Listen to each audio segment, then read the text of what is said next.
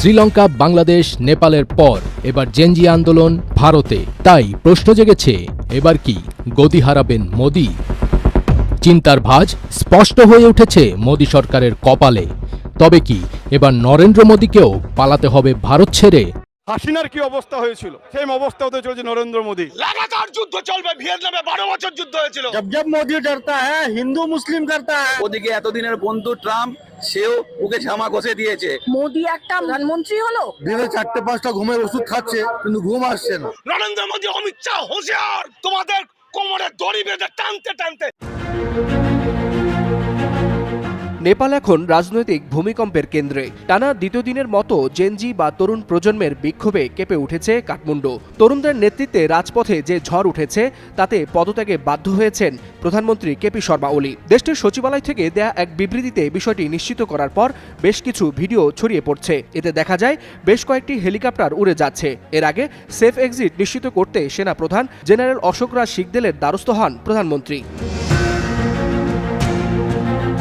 দুপুরে ভারতীয় গণমাধ্যম ইন্ডিয়া টুডে প্রকাশিত প্রতিবেদনে বলা হয়, সেনাপ্রধানের সঙ্গে বৈঠকে প্রধানমন্ত্রী সেনাপ্রধানকে পরিস্থিতি নিয়ন্ত্রণে নেয়ার আহ্বান জানান।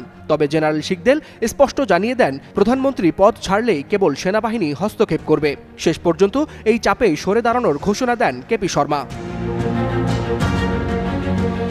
পদত্যাগের পর আরেক নাটকীয় অধ্যায়। সেনাবাহিনীর সহযোগিতায় বাসভবন বালুয়ার্তা থেকে নিরাপদে বের হওয়ার পরিকল্পনা করেন প্রধানমন্ত্রী। চিকিৎসার অজুহাতে দুবাই যাওয়ার প্রস্তুতি চলছে বলে জানায় ইন্ডিয়া টুডে।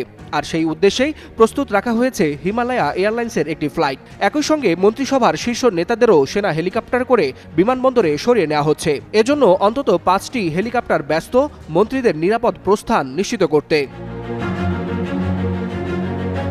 কিন্তু মাঠের পরিস্থিতি ভিন্ন। কাঠমান্ডু, ললিতপুর ও ভক্তপুরে কারফিউ জারি থাকলেও আন্তর্জাতিক বিমানবন্দর এখন উত্তেজনার কেন্দ্রবিন্দু।